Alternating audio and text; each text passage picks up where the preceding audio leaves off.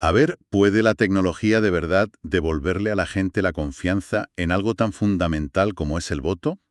Hoy vamos a analizar a fondo una propuesta, yo diría que muy ambiciosa para Colombia. Se llama CertiVote. Tenemos aquí delante una serie de documentos que detallan una arquitectura electoral completamente nueva, basada en blockchain. La promesa es grande: transformar todo el sistema. Así que nuestra misión hoy es desgranar esta propuesta, entender la tecnología, sí, pero sobre todo ver cómo intenta resolver problemas que son muy, muy reales. Hablamos de exclusión, de costes desorbitados, de la sombra de la manipulación, y de cómo de repente se conectan los contratos inteligentes con las lenguas indígenas. Venga, vamos a meterle mano a esto. Para empezar, centrémonos en el problema. ¿Cuál es exactamente la herida, digamos, que CertiVote pretende curar en el sistema electoral de Colombia? Pues mira, el diagnóstico que presentan los documentos es bastante claro. Hablan de 3 síntomas crónicos. Tres. Sí, el primero, y quizá el más grave, es una crisis de confianza muy profunda. Hay una percepción general de que el sistema no es transparente y eso, claro, alimenta el fantasma del fraude. Ya. El segundo es puramente económico. Los costes de cada elección son altísimos, una auténtica sangría para el Estado. ¿Y el tercero? El tercero es un riesgo técnico. Un sistema centralizado, por muy seguro que sea, al final siempre tiene un punto único de fallo, un punto que se puede atacar. De acuerdo. Desconfianza, costes y vulnerabilidad. Y la solución que ponen sobre la mesa es blockchain. Una palabra que oímos por todas partes. Pero a ver, para que nos entendamos, ¿qué significa en la práctica para unas elecciones? Pues significa un cambio de paradigma total. El concepto clave aquí, y en el que insisten mucho los informes, es el de una infraestructura zero trust. Confianza cero. Exacto, de confianza cero. Y esto es más que un término técnico, ¿eh? Es casi una declaración de principios filosófica para la democracia. Un cambio filosófico. Explícame eso un poco mejor. Claro, hasta ahora el sistema se basa en la fe. La ciudadanía tiene que confiar, tiene que creer que la registraduría va a contar los votos bien. Es un acto de fe en una institución. ¿Vale? El modelo Zero Trust elimina la necesidad de esa fe. Construye un sistema que es verificable por cualquiera, en cualquier momento. La confianza ya no es un requisito, es el resultado inevitable del propio sistema, porque todo es matemáticamente comprobable. O sea que pasamos de la fe a la evidencia. Justo. Cada voto se convierte en un registro encriptado, en una especie de libro de contabilidad público inmutable. Una vez que un voto entra ahí, no se puede alterar, ni eliminar. Es como tallarlo en piedra digital, pero a la vista de todos. Entendido. Ahora bajemos un poco más al detalle técnico. Los documentos hablan mucho de smart contracts, de contratos inteligentes, en la red Polygon. ¿Qué son y qué hacen exactamente? Son el motor, el cerebro autónomo de todo el sistema. Pensemos en ellos como, no sé, como notarios digitales incorruptibles. Notarios digitales. Sí, que trabajan 24/7, no se cansan y no aceptan sobornos. Su única función es ejecutar las reglas electorales que están programadas en su código. Lo hacen de forma automática, sin intermediarios. ¿Y qué hacen con el voto? Pues cuando reciben un voto, lo procesan, lo convierten en un hash, que es como una huella dactilar digital, única, y lo inscriben de forma anónima en la cadena de bloques. Vale. Pero aquí me surge una duda fundamental. Si la blockchain es un libro público, transparente, ¿dónde queda el secreto del voto? Si todo es visible, ¿no podría alguien rastrear mi voto hasta mí? Esa es la pregunta del millón, claro. Y es justo ahí donde la arquitectura del sistema se vuelve, en mi opinión, brillante. Usa una doble capa de protección criptográfica. Suena complejo. Lo es, pero la idea es fascinante. Entran en juego dos tecnologías, las ZK-proofs y el cifrado homomórfico. A ver, vamos por partes. ZK Proofs, Pruebas de conocimiento cero. Imagina que quieres entrar en una discoteca. El portero, en vez de mirar tu DNI, tu nombre, tu edad, tiene una máquina que solo le dice sí o no a la pregunta ¿esta persona puede entrar? ah, Pues esto es igual. El sistema verifica tu derecho a votar, que estás en el censo, que no has votado antes, pero sin saber absolutamente nada más de ti, y mucho menos por quién vas a votar. vale, eso protege mi identidad. ¿Y el voto en sí? Ahí entra el cifrado homomórfico, que es, bueno, es que es casi magia. Magia. Parece magia. Permite hacer el recuento de los votos mientras siguen encriptados. Es como si sumáramos lo que hay dentro de miles de sobres cerrados sin abrirlos nunca. Un conteo a ciegas. Los documentos lo llaman así, conteo ciego. Solo al final, cuando ya se tiene el resultado total, se revela el recuento. Protege el secreto del voto hasta el último segundo. Es imposible que nadie, ni los administradores, vea los votos individuales. Entendido. La seguridad parece blindada a nivel criptográfico. Casi la ciencia ficción. Pero esto me genera una duda inmediata. A ver. Estamos hablando de una tecnología muy puntera, y a la vez estamos pensando en aplicarla en Colombia, un país con selvas, con montañas, con zonas rurales donde la conectividad es, siendo generosos, irregular. ¿No hay una desconexión enorme entre la solución y la realidad? Es una objeción totalmente lógica. Y de hecho, uno de los puntos fuertes de la propuesta es precisamente cómo la aborda. No se plantea un salto al vacío digital de la noche a la mañana. Entonces, Lo que se diseña es un modelo híbrido. En las ciudades, en zonas con buena infraestructura, se votaría de forma electrónica, pero en las áreas remotas se mantiene la votación tradicional, en papel. o sea que la papeleta no desaparece del todo. No. Pero la clave, y esto es lo importante, es que todos los caminos llevan a Roma, pues que tanto los votos digitales como los físicos acaban en el mismo sitio, en el registro inmutable de la blockchain. Las papeletas de papel se escanean, se digitalizan en centros seguros y se inscriben en la cadena. Vale, o sea que al final todos los votos son iguales ante la tecnología. Exacto. Venga de donde venga. Y cada ciudadano, haya votado en Bogotá con una pantalla o en el Guainía con una papeleta, recibe un recibo.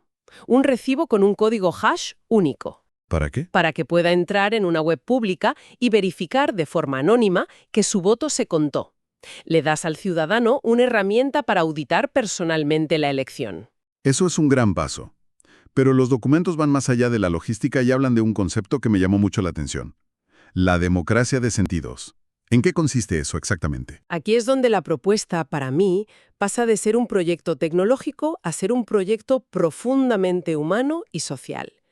No se trata solo de que la gente pueda votar, sino de cómo vota. ¿Cómo? Con autonomía, con dignidad. El foco se pone en las comunidades que han estado históricamente excluidas. Piensa que en Colombia hay 68 lenguas nativas reconocidas, y muchas de ellas son ágrafas. Es decir, que no tienen escritura. Exacto. Entonces, claro, ¿cómo vota de forma secreta alguien que no puede leer una papeleta y necesita que otra persona se la lea? Imposible. Se rompe el secreto y además se abre la puerta a la coacción. Pues la propuesta describe una interfaz de audio.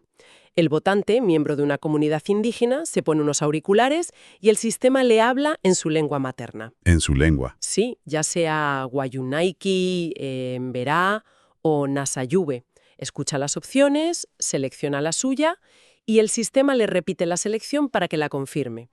Lo que se destaca en el análisis es que esto es un cambio histórico. Por primera vez se garantizaría un voto verdaderamente secreto y autónomo para millones de personas. Es que es increíble. No es solo una traducción, es un cambio fundamental en la experiencia de votar para estas comunidades. Y se plantea algo parecido para personas con discapacidad. Totalmente. Se proponen las mesas de votación inclusivas, o MVI. La idea no es transformar las 100.000 mesas del país, sino crear puntos de acceso estratégicos, especializados. Equipados con tecnología. Exacto. Con teclados en braille, compatibles con lectores de pantalla como JAWS y NVDA para personas con discapacidad visual, pero van más allá. Contemplan el uso de pulsadores o switches para personas con discapacidad motriz severa. Pulsadores. ¿Qué es eso? Pues significa que una persona podría votar con un soplido, con un parpadeo, con un leve movimiento de cabeza. Se trata de romper por completo la barrera del texto y del movimiento físico. Madre mía. El objetivo, como dicen los documentos, es que el único requisito para votar sea tener la voluntad de hacerlo. Pasamos de la criptografía de vanguardia a la inclusión más radical. Hablemos ahora de dinero. ¿Qué significa todo esto para las arcas del Estado? Pues ojo a los números que dan, porque son para pensárselo. El análisis proyecta una reducción del coste por elector de unos $3,50 a más o menos $1,25. Es una bajada enorme. ¿De dónde sale ese ahorro? Pues la mayor parte viene de eliminar la logística faraónica de imprimir millones de papeletas, el transporte blindado, el almacenamiento, la custodia y gran parte del personal temporal que se contrata solo para el recuento. Y en cifras totales, ¿de cuánto dinero estamos hablando? Se estima un ahorro estructural de entre el 30 y el 40% del presupuesto electoral. 30 o 40%. Sí, y para un censo de 40 millones de personas, como el colombiano, esto podría superar los 90 millones de dólares por cada ciclo electoral. Es una cantidad enorme de dinero. Un ahorro de 90 millones de dólares es una cifra que llama la atención de cualquiera. Pero, ¿es realista?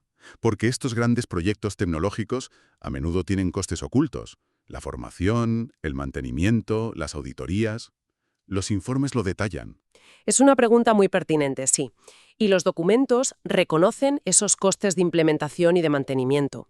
Pero el argumento principal es que se pasa de un gasto operativo recurrente y masivo en cada elección a una inversión inicial en infraestructura tecnológica. Una inversión que luego genera un ahorro permanente. Exacto. La inversión se amortiza rápido y el ahorro se mantiene en el tiempo. Se cambia un modelo de gasto por uno de inversión con retorno. Entendido. Pero esto me lleva a la última gran pregunta, la de la gobernanza. ¿Quién gestionaría esto? Me imagino la preocupación de muchos. ¿Acabamos entregando el control de las elecciones a una empresa privada? ¿A Certibot, en este caso? Un momento.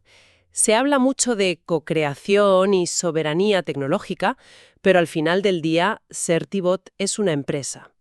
Las fuentes deben abordar ese riesgo de dependencia. Claro. ¿Qué pasa si dentro de 10 años el Estado quiere modificar algo y la empresa ya no existe? ¿O pide una cantidad de dinero desorbitada? ¿No se está creando un monopolio privado sobre la infraestructura más crítica de la democracia? Es una preocupación muy legítima y los documentos la abordan de frente porque es el núcleo del modelo legal que proponen. ¿Y cuál es? Pues mira, precisamente para evitar eso, no se plantea una licitación pública tradicional. No se trata de comprar un software enlatado. El marco legal propuesto es un convenio de ciencia y tecnología, una figura que ya existe en la legislación colombiana. ¿Y qué implica ese convenio? Implica que la registraduría del Estado no es un simple cliente, lidera y participa en la cocreación de la herramienta. Pero el código lo desarrolla la empresa. ¿Dónde está la soberanía ahí? En la propiedad intelectual. Y esto es crucial. Se hace mucho hincapié en que todo el código desarrollado se licenciaría bajo una licencia MIT de código abierto. Código abierto. Código abierto. Esto significa que el Estado no solo tiene acceso, tiene la propiedad, el control y la libertad total para usar, auditar, modificar y evolucionar ese código para siempre, con quien quiera. O sea que si Certibot desapareciera mañana... La registraduría podría contratar a otros desarrolladores o formar a su propio equipo para seguir adelante. La soberanía reside en la propiedad del código, no en el proveedor que lo escribió. Lo conciben como la creación de un activo tecnológico nacional. Un orgullo nacional, como lo llaman en los papeles. En resumen, tenemos una propuesta que no solo busca un sistema electoral más transparente, auditable y desde luego mucho más barato usando blockchain, sino que, y quizás esto es lo más rompedor de todo, pone un foco casi obsesivo en la inclusión, en diseñar soluciones específicas para que nadie, de verdad, por su lengua, su ubicación o su capacidad, se quede fuera del proceso. Y esto nos deja con una idea final para reflexionar. Los documentos que hemos analizado detallan un marco tecnológico y legal muy sólido para construir confianza a través de la evidencia. Pero más allá del código y de las leyes, ¿qué se necesita realmente para que una sociedad recupere la fe en su democracia? ¿Puede la tecnología ser el catalizador que inicie esa reconstrucción? ¿O es solo una herramienta, una pieza más en un puzzle social y cultural que es mucho, mucho más complejo?